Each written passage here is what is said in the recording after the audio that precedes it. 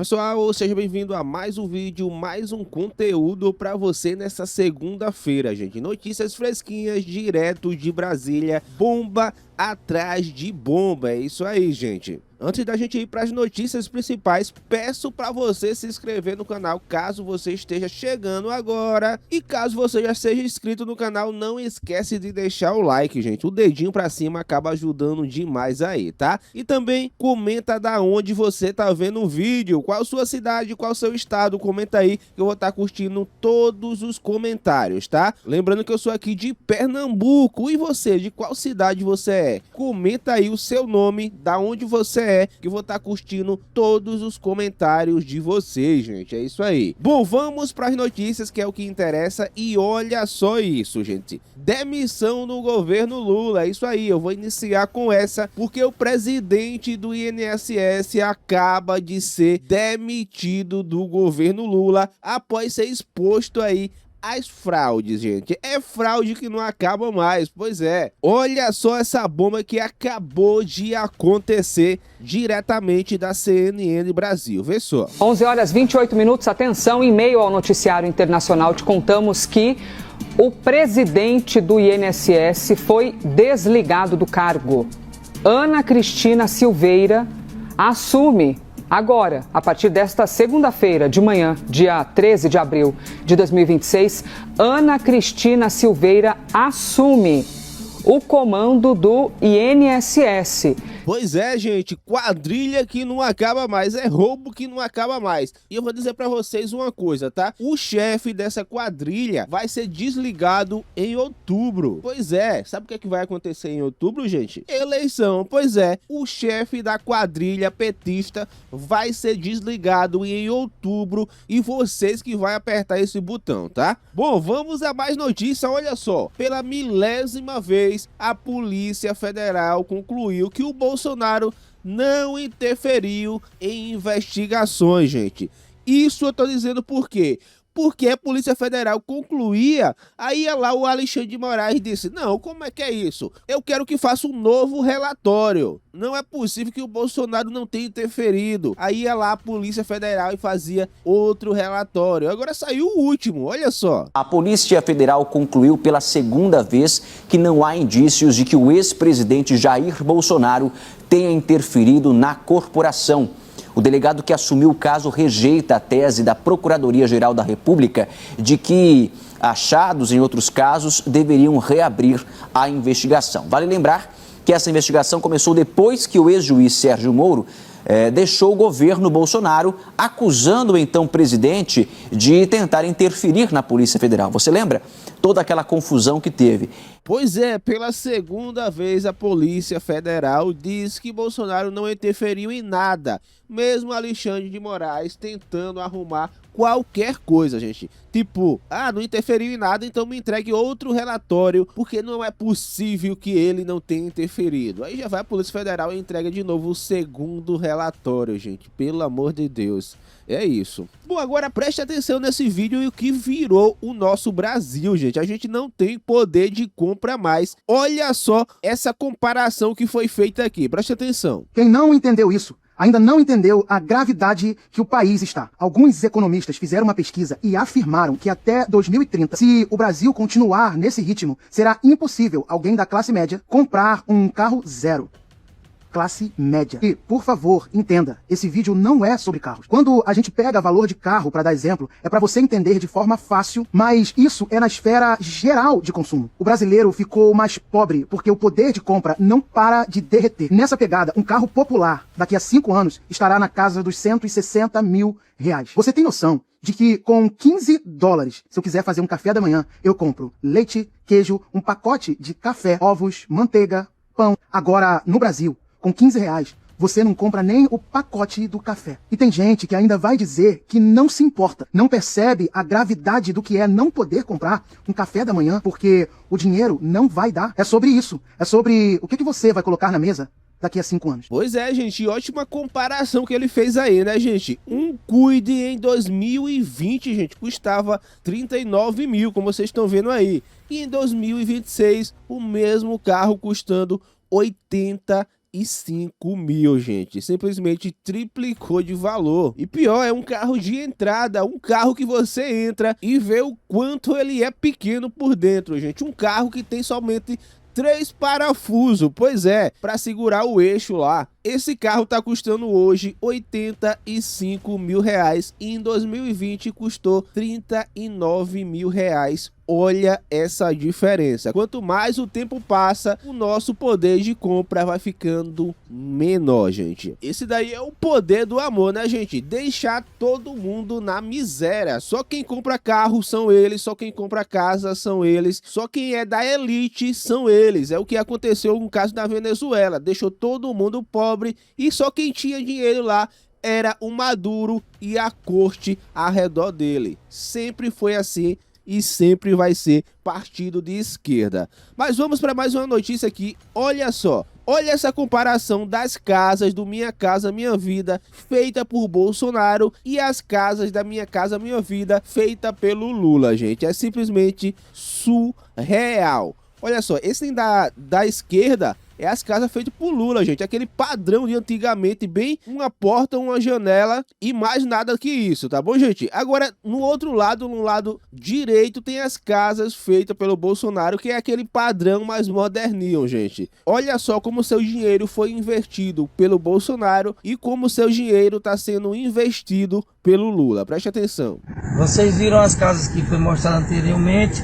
Agora olha o padrão das casas que o PT começou na Barra de Santana. O padrão das casas de Bolsonaro, o padrão das casas de Jair Bolsonaro, e olha o padrão das casas que Lula e o PT começou na Barra de Santana. Vamos lá, padrão Bolsonaro, das casas da Barra de Santana, padrão PT. E aí? É isso, vergonhoso, mas você quis isso, né? Você que apertou o 13 aí. Tá aí, ó. Essas casas daí, vamos dizer que a casa só tem realmente só o telhado e pronto, não tem mais nada, gente. Não tem divisão, não tem mais nada. Casas do governo Bolsonaro simplesmente dá de 10-0 nesse negócio aí que o Lula tá colocando no Minha Casa Minha Vida. É isso. Bom, vamos para mais um vídeo aqui.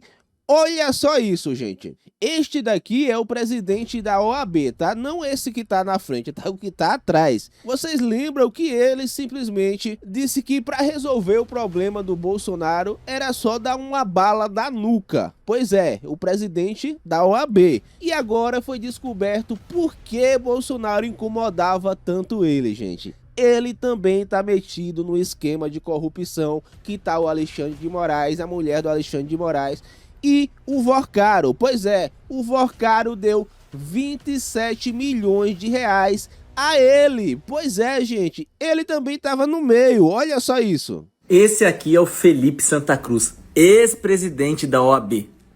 Aquele que desejou uma bala na nuca do Bolsonaro.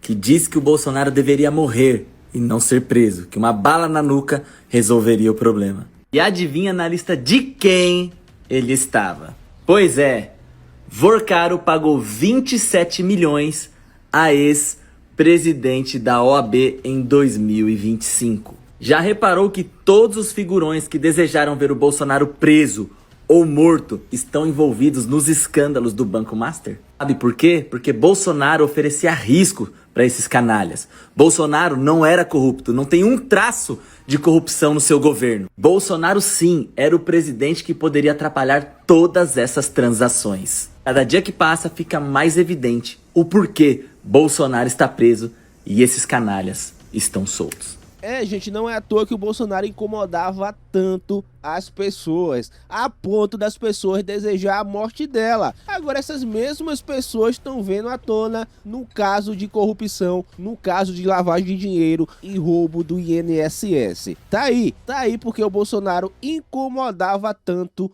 essas pessoas. Bom, agora preste atenção nessa notícia aqui, que simplesmente o Caio Capola fez uma grande denúncia no SBT News, gente. Isso mesmo. Vamos dizer que ele usou muito bem o SBT para fazer esta denúncia aqui. Preste atenção. O país está condenado a um apagão fiscal e o colapso das contas públicas é uma certeza matemática. Aliás, o governo Lula já sabe disso pelo menos desde o comecinho, quando a ministra do Orçamento e do Planejamento fez o seguinte alerta. Chegou o momento em que 27, seja quem for o próximo presidente da República, não governa com esse arcabouço fiscal, com essas regras fiscais, sem gerar inflação, dívida pública e detonar a economia. Essa fala tem mais de um ano, e de lá para cá, o governo gastou mais, roubou mais, desperdiçou mais, quebrou algumas estatais e aumentou impostos como nunca antes na história desse país. O resultado foi exatamente o que a ministra antecipou. A dívida pública pressionou a inflação pressionou os juros encareceram o crédito e as pessoas sentiram no bolso duas grandes dores ao mesmo tempo: a perda do seu poder de compra e o aumento do seu endividamento. Atualmente, 6 em cada 10 brasileiros estão consumindo menos alimentos e mais da metade da população adulta está com as contas em atraso.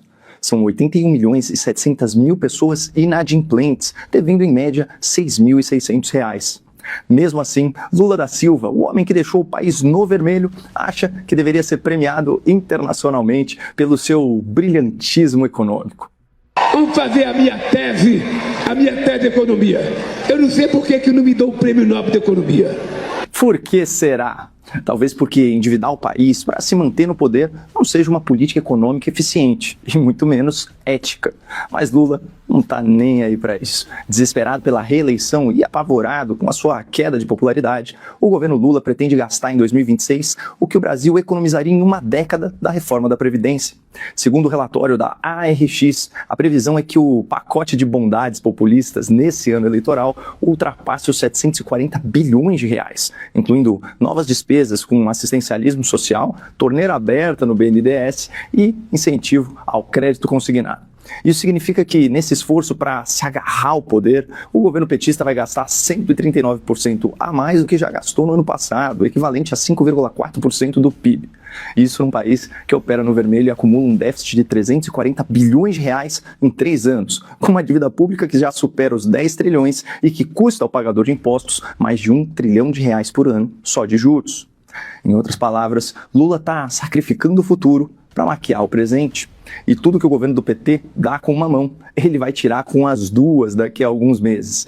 É o mesmo roteiro encenado pelo governo Dilma, uma época em que o país também estava se endividando e a economia também estava desacelerando, com inflação persistente e juros altos. Aí, para ganhar a eleição, o PT investiu em assistencialismo, interferiu em preços de combustíveis e energia, bombou o crédito e o resultado veio no ano seguinte, a maior recessão econômica da história brasileira.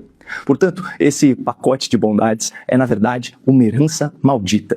O país está condenado a um apagão fiscal e o colapso das contas públicas é uma certeza matemática. Aliás, É isso, gente. Grande denúncia feita aí pelo Caio Capola e agora tendo mais visibilidade, ele que tá na SBT News, né, gente? Bom, agora vamos com ela, a nossa doutora Ludmilla, gente. Ela vai trazer bombas pra gente, tá?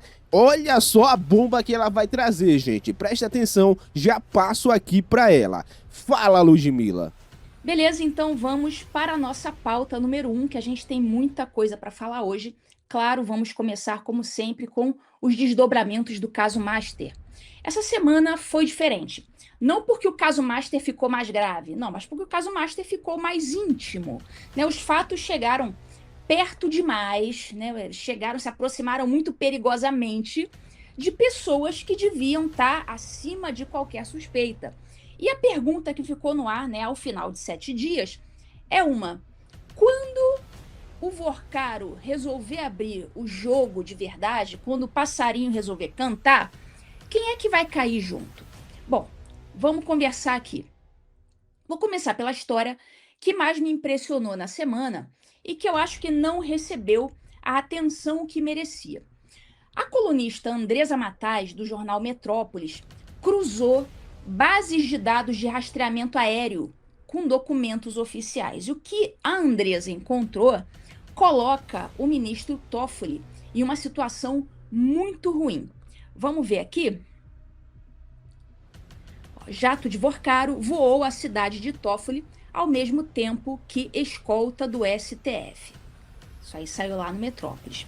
Bom, no dia 21 de março de 2025, um jato executivo da Embraer, associado ao Vorcaro, viajou de Brasília para Marília. E Marília como vocês devem saber, é a cidade natal do Toffoli, né? Onde os familiares dele moram, onde está registrada a empresa Meredith, enfim, empresa que é dele e dos irmãos. Então, assim, os irmãos, vocês lembram, né? O irmão, um que é padre e outro que é pobre. Enfim, só essa informação aqui já seria relevante. Mas tem mais. Naquele mesmo fim de semana, o Tribunal Regional do Trabalho da 2ª Região deslocou 3 agentes de segurança para Marília, assim, citando o documento oficial, para prestar apoio em segurança e transporte para a autoridade do Supremo Tribunal Federal. Então, daí, eu acho que já é meio óbvio, né, qual era o nome dessa autoridade. Bom, o documento não menciona o nome do Toffoli, mas o Lauro Jardim do Globo, ele foi além. Documentos adicionais indicam que o Toffoli esteve em Marília naquele mesmo fim de semana. Aqui. Toffoli esteve na sua terra natal no mesmo fim de semana que Jato de Vorcaro, indicam documentos. Que coincidência, né? Poxa, no mesmo fim de semana que o jatinho do Vorcaro resolveu parar lá em Marília, não sei porquê, o Toffoli foi para casa dele, Marília, na terra natal dele. Coincidência, né? Bom, o Toffoli foi consultado e, né, fingiu que não era com ele, não respondeu, né? Deu migué. Mas agora a gente vai pensar no contexto, tá? Vamos parar para pensar no contexto. Março de 2025. O Vorcaro, ele ainda não tinha sido preso, correto? O Master ainda estava de pé. Só que as investigações, elas já corriam em sigilo. E um avião da empresa do Daniel Vorcaro aparece lá na cidade natal do ministro que, 8 meses depois, seria sorteado relator exatamente do caso do Vorcaro no STF. E não é a primeira vez. A Folha de São Paulo já tinha revelado que o Toffoli usou esse mesmo jato, né, o mesmo jato PR-SAD, no dia 4 de julho de 2025, partindo de Brasília para Marília. E naquele dia, seguranças do TRT foram deslocados para o resort Taiaiá, que fica pertinho, fica ali a 150 quilômetros só de Marília, né? O mesmo resort do qual a empresa do Toffoli e os seus irmãos havia sido sócia. 2 ocasiões, o mesmo avião, o mesmo destino, o mesmo ministro. Zero explicação até agora. Mas vamos ver essa matéria aqui do Metrópolis. Jatinhos da empresa do Vorcaro fizeram 161 voos saindo de Brasília desde 2023. Então, essa matéria aqui, ela revela que aeronaves da Prime U, que é a empresa de aviação de luxo do Vorcaro, ou como eu prefiro chamar, a Master Airlines, essas aeronaves fizeram 161 voos saindo de Brasília ao longo de 2 anos e meio. Em 2024, elas pousavam lá em Brasília, na capital, a cada 12 dias. E o Alexandre de Moraes e a sua mulher, Dona Vivi, voaram nessas aeronaves ao menos 8 vezes a partir de Brasília. O gabinete do Moraes diz que é mentira, que não é nada disso, que o ministro jamais andou de avião do Vorcaro. Mas, assim, a gente sabe que o Moraes está aqui jogando com uma tecnicalidade, né? Ele está jogando ali.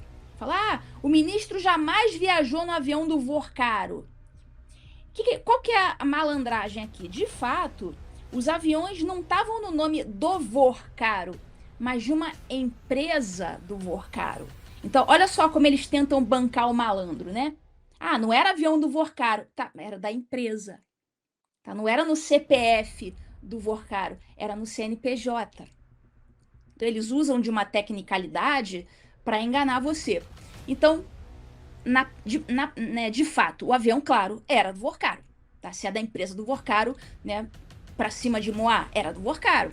Né? Talvez por isso é que o escritório da família do Moraes tenha preferido admitir os voos. Né? Vocês lembram que a dona Vivi acabou admitindo. Né? Com o complemento de quê? Eles botaram um complemento. Realmente, nós voamos sim, Mas aí o que eles falaram? Mas o valor correspondente a esses voos foi pago mediante compensação com honorários a receber. Então, eles estavam dizendo que eles pagaram, digamos assim, pelos voos, compensando com dinheiros que eles tinham que receber, né? Honorários, nós sabemos, com todas as aspas possíveis, né? Bom, mas a Master Airlines teve um novo passageiro supremo que foi revelado essa semana. Vocês adivinham quem é? Qual o novo passageiro da Master Airlines? Uma grande confusão. Como se diz em alemão, eine große Konfusion. Gilmar Mendes pegou carona, o beicinho maroto do Cerrado, pegou carona em avião de empresa de Daniel Vorcaro. O ministro do STF, Gilmar Mendes, pegou carona na Prime Aviation, a Master Airlines, empresa da qual o dono do Banco Master, Daniel Vorcaro, era sócio. O voo foi oferecido ao magistrado pelo maior acionista da MBRF, Marcos Molina. A empresa é dona de marcas como Sadia e Perdigão. Esse cara só anda com gente da alta, né? O jatinho levou o Gilmar de Diamantino, no Mato Grosso, sua cidade natal. Todo mundo, né, gosta de final de semana, dar uma passadinha na cidade natal, né? Dar um passeizinho, ver os parentes. Então levou de Diamantino para Brasília no dia 1º de janeiro de 2025. Ele tinha ido ao município para a posse do seu irmão Chico Mendes como prefeito.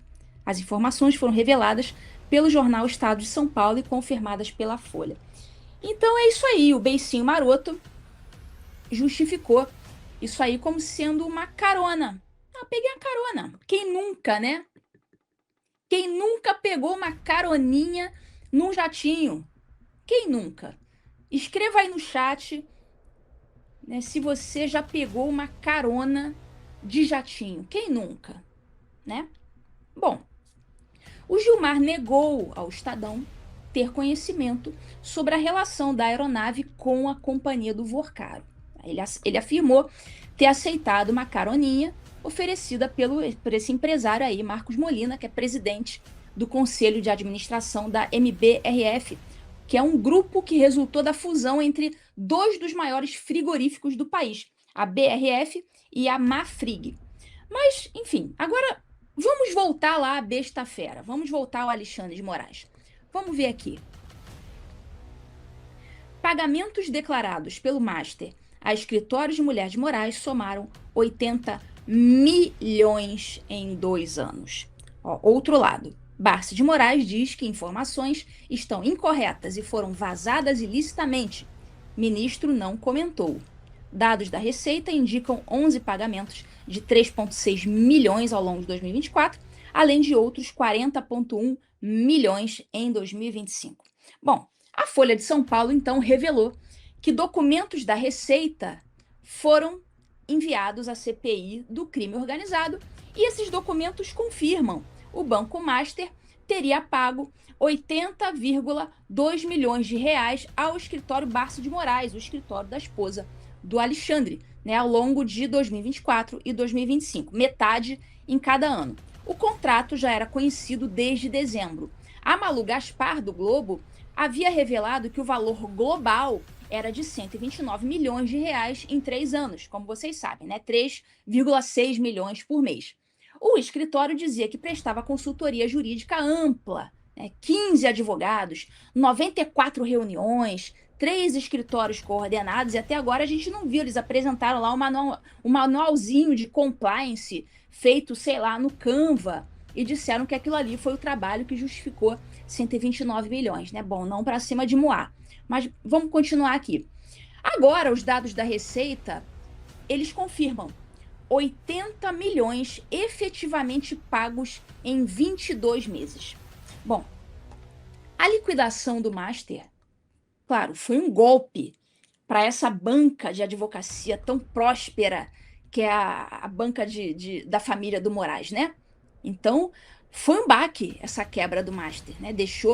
Eles deixaram de receber quase 60 milhões de reais quando o banco foi liquidado. Então, foi péssimo para eles essa liquidação do Master.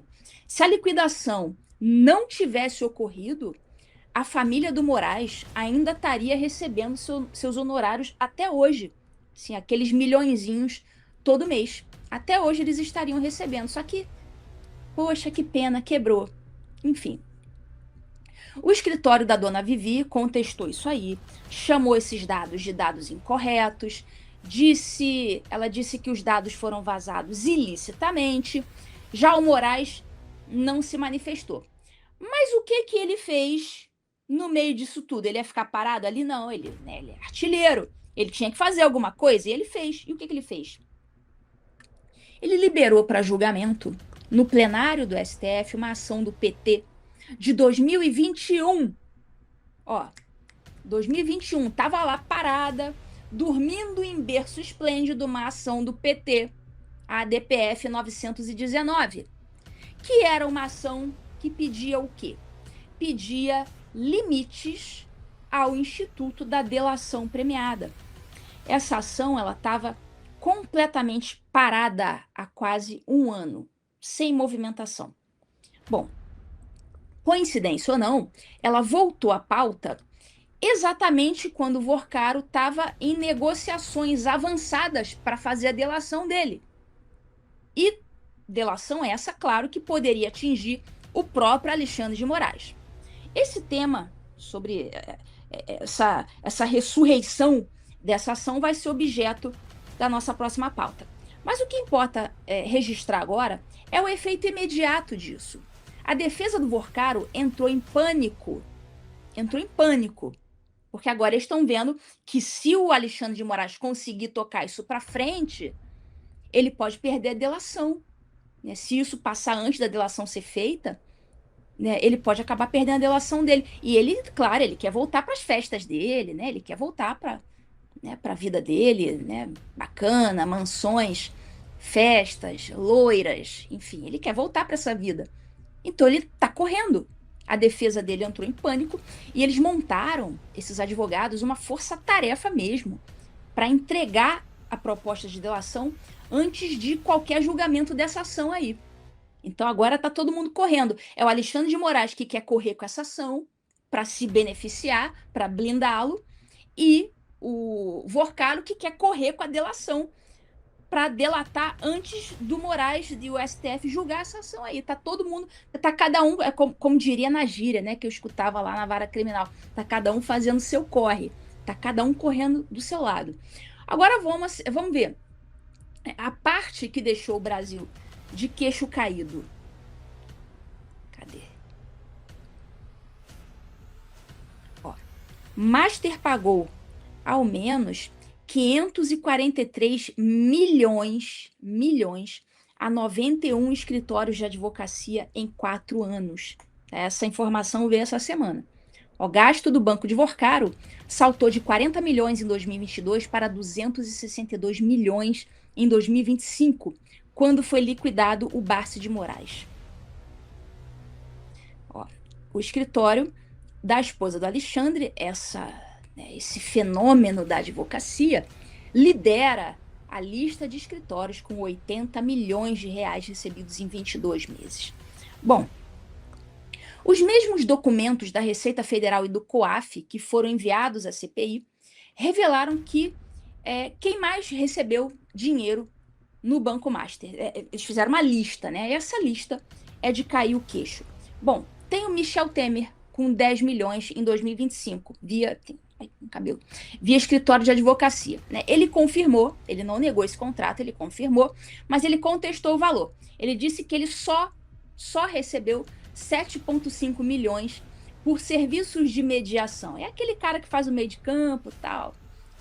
Então ele não recebeu 10, ele só recebeu a bagatela de 7,5 milhões de reais, né? Para fazer aquela mediaçãozinha marota e tal. Beleza. Isso aí foi o que o Temer falou. O Henrique Meirelles, por sua vez, ele recebeu 18,5 milhões de reais. Guido Mantega, 14 milhões de reais via empresa de consultoria. ACM Neto, 5,4 milhões. Antônio Rueda, presidente do União Brasil, 6,4 milhões. Ricardo Lewandowski, ex-ministro do STF e também ex-ministro da Justiça do governo Lula até janeiro de 2026, recebeu 6,1 milhões via escritório da família. Jacques Wagner, senador do PT, 289 mil reais pagos diretamente a ele e mais 12 milhões de reais pagos a uma empresa ligada à nora dele. Bom, e no total?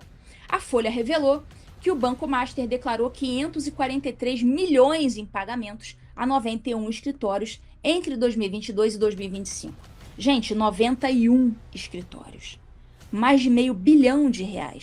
Bom, aqui é preciso dizer o óbvio, né? Receber dinheiro de um cliente, obviamente, não é crime, né? Empresas, claro, contratam advogados e consultores. Isso por si só não implica ninguém. Mas quando você olha para essa lista, né, de direita, de esquerda, do STF, do governo, da oposição, você começa a entender o que o Vorcaro estava comprando. Ele não estava comprando advocacia, pelo menos não só. Ele estava comprando proteção. Você consegue entender isso? Porque pagar advogado, você paga ali um advogado, tá? Você escolhe seu advogado, paga para ele te defender na justiça. Mas quando você olha isso aí, você vê que ele não estava simplesmente pagando por serviços advocatícios, porque ele é um cara muito enrolado na justiça e tal. Não. Ele estava comprando proteção. Ele estava comprando um seguro político. Aliás, o seguro político mais caro da história recente do Brasil. E o banco, ele estava falindo enquanto distribuía essa grana toda. Mas enfim, vamos falar agora do Galípolo, né? E o que ele confirmou sobre o Lula? Bom, o Galípolo, vocês viram que ele depôs na CPI. Foi um depoimento mais técnico do que revelador propriamente, mas ele confirmou alguns pontos importantes no depoimento dele. Galípolo confirma a reunião com Vorcaro e ministros de Lula à CPI. Ele participou, então, dando depoimento na CPI do crime organizado na última quarta-feira, dia 8. Ele confirmou, então, alguns pontos importantes. Ele confirmou a reunião de dezembro de 2024 no Palácio do Planalto com o Lula e com o Vorcaro. Ele falou. O Vorcaro, ele foi com o Guido Mantega, ele insistiu na narrativa de que estava sendo perseguido pelo mercado financeiro, o Lula foi evasivo e depois, segundo o Galípolo, a orientação foi clara. Olha, seja técnico, não proteja ninguém, não persiga ninguém. O Galípolo, ele também negou ter discutido o caso Master com membros do STF. Ele disse que os seus contatos com os ministros foram sobre a lei Magnitsky, né, aquelas sanções americanas contra o Moraes, e não sobre o banco, o que por si só é uma irregularidade, porque a Magnitsky é uma questão pessoal do Alexandre de Moraes e não institucional. Não tinha que deslocar o presidente do Banco Central para atender a pessoa do Alexandre de Moraes no CPF. Que, como ele está dizendo aí, que aconteceu. Isso é uma irregularidade. Você não pode colocar um agente de Estado e na condição de agente do Estado, de presidente do Banco Central, para atender uma pessoa ali no CPF. Isso aí é uma irregularidade por si só.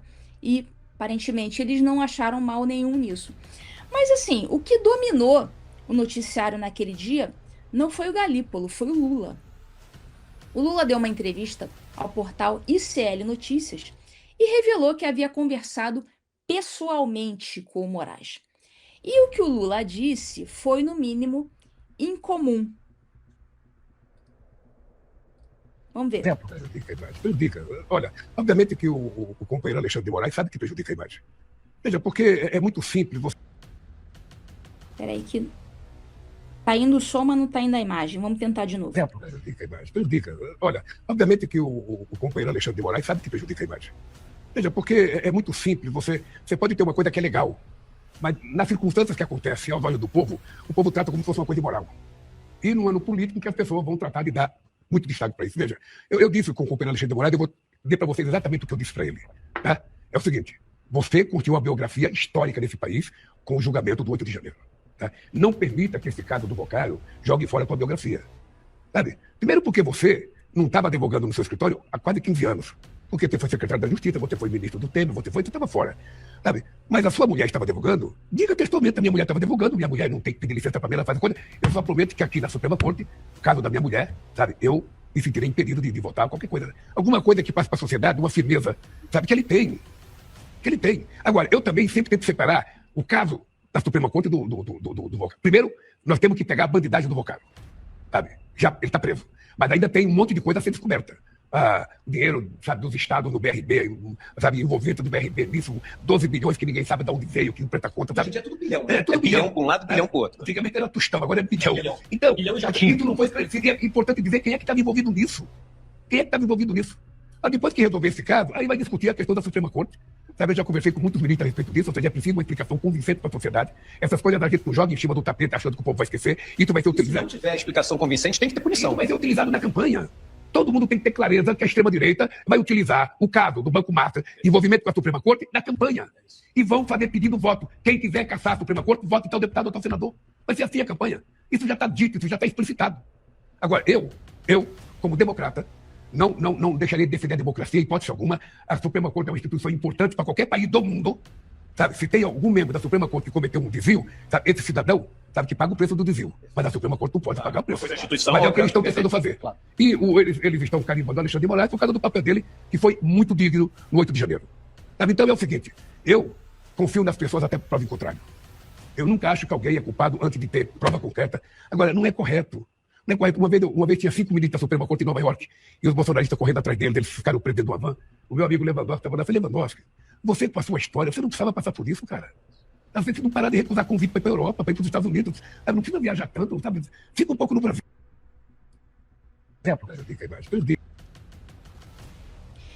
Esse vídeo tem tantas camadas, assim, tem tanta coisa para falar desse vídeo. Mas vamos lá, vamos tentar destrinchar aqui. Bom, isso aqui é o presidente da República dizendo publicamente que orientou o ministro do Supremo sobre como se portar num processo que pode envolvê-lo diretamente. É uma coisa absolutamente insólita. A Malu Gaspar do Globo revelou que estava por trás disso. Essa fala aí do Lula, vocês viram que ele falou um monte de coisa ali? Essa fala era um roteiro. Era uma fala roteirizada pelo ministro Sidônio Palmeira, chefe da SECOM. E o objetivo, ou seja, isso aí foi uma fala treinada. E o objetivo era descolar o governo dessa crise sem jogar o Moraes na fogueira propriamente. Era posicionar o Lula como sendo o adulto na sala, sabe? Mas não é só. A colunista Thaís Oyama, do Globo, publicou no sábado uma análise que eu acho essencial para a gente entender o que está acontecendo nos bastidores. Aqui. Coluna da Thaís Oyama. 3 razões para Lula ter jogado Moraes aos leões. O presidente tem vários motivos para largar a mão daquele a quem, por mais de uma ocasião, chamou de salvador da democracia. Então essa coluna da Thaís Oyama eu achei bem interessante. E a pergunta dela é direta. Por que o Lula jogou o Moraes aos leões? O mesmo Moraes que, por mais de uma ocasião, ele chamou de salvador da democracia. Né? A toga que segurou o STF como parceiro institucional do governo nos choques com o Congresso. Eles não eram parceirões? Por que o Lula tá jogando, tá descartando o Moraes, né? Jogando no lixo? Bom, 3 razões. E todas, segundo a Thaís Oyama, todas elas de natureza eleitoral. A primeira razão seria a pesquisa eleitoral. A última pesquisa Quaest mostrou que mais brasileiros não confiam no STF do que confiam. Seriam 49 contra o STF e 43 a favor. E 66% dizem que querem votar em candidatos ao Senado que apoiem o impeachment dos ministros. Até aí, tá ruim para eles, mas administrável. O dado que realmente assustou o Lula é outro.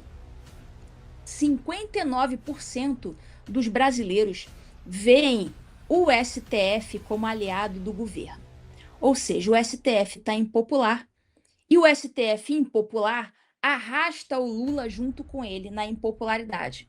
Então não dá para ficar na contramão disso, principalmente depois que a CPI revelou que o patrimônio do Moraes triplicou desde que ele chegou no STF e que só os 17 imóveis que ele possui com a mulher estão avaliados em 31,5 milhões de reais.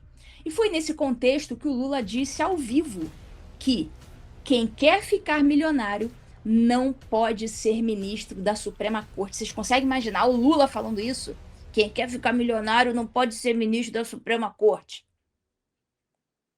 No fundo, eu acho que ele aceita, pelo menos ele tolera que um amigo fique milionário na Suprema Corte. Só que ele precisava dizer isso. Ele estava falando do Moraes, claro, né? Sem citar o nome, mas estava. Então o Lula está tentando ali se limpar um pouquinho, não pegar tão mal para ele, certo? Bom, a segunda razão para essas falas aí que jogam o Moraes no lixo, a segunda razão é o Ronaldo Caiado. O Caiado, ele entrou na corrida presidencial pelo PSD e logo de cara ele fez um movimento ali que embaralhou o tabuleiro. Na segunda-feira da semana passada, ele declarou que antes mesmo de qualquer impeachment, o STF deveria cortar na própria carne e afastar os ministros que estão envolvidos no escândalo. Foi isso que o Caiado falou. E essa fala do Caiado obrigou todo mundo a se posicionar. Né? Ninguém queria ser a pessoa que não falou nada. O Caiado tá aí concorrendo, ele é pré-candidato à presidência. Então, um se posicionou e se obriga os outros a falarem alguma coisa também. O Flávio Bolsonaro, ele tinha puxado o freio de mão até aqui sobre esse assunto. Você vê que ele não mexia muito nisso. Não, claro, não por solidariedade ao Moraes, claro que não. Até porque eu gosto do pai dele. Né? Mas eu acho que, creio eu que por medo. Ele tem um pai hoje que está preso à mercê do STF, né? Tem 5 candidatos, pré-candidatos do PL ao Senado, respondendo a ações no Supremo, entre eles o próprio Carlos Bolsonaro, e parece que o Flávio teme, ainda que sem fundamento concreto até agora, ele teme alguma decisão da corte que venha a afetar o registro da própria candidatura dele. Então, o combinado no PL era empurrar o tema para os candidatos ao Congresso e não para o palanque presidencial. Então, olha, quem for candidato a deputado, a senador, fala nesse assunto, candidato à presidência não. Mas o Caiado entrou jogando pesado, entrou jogando esse assunto no tabuleiro, e quando ele puxa o assunto para a arena presidencial, aí o Flávio precisa seguir. Né? E quando o Flávio se move, o Lula não pode ficar parado. Então, a segunda razão foi essa. E a terceira razão é a mais inquietante e é a mais especulativa também. A própria Thaís Oyama admite isso. Ela diz que um passarinho, segundo ela, um passarinho altamente informado sobre o andamento das investigações policiais do Master, teria contado ao Lula que vem mais coisa pesada por aí, que não tem salvação para a biografia do companheiro Alexandre. Ele usa a palavra companheiro Alexandre. Eu falei pro companheiro Alexandre, aquele linguajar bem do comunistão, né? O companheiro Alexandre, não sei o quê. Então as coisas não estariam boas, o Lula teria recebido essa informação de bastidor, de que não estaria nada bom pro companheiro Alexandre, de que realmente vai ficar pior. Então, se isso é verdade, e a gente não tem como confirmar, isso significa que o Lula tomou uma decisão calculada. Né? Antes do próximo capítulo estourar, é melhor já estar do lado de fora. Eu acho que foi isso que ele calculou. Né? Antes do negócio ficar pior do que já está, deixa eu já ir me limpando aqui, porque senão isso aí vai resvalar em mim.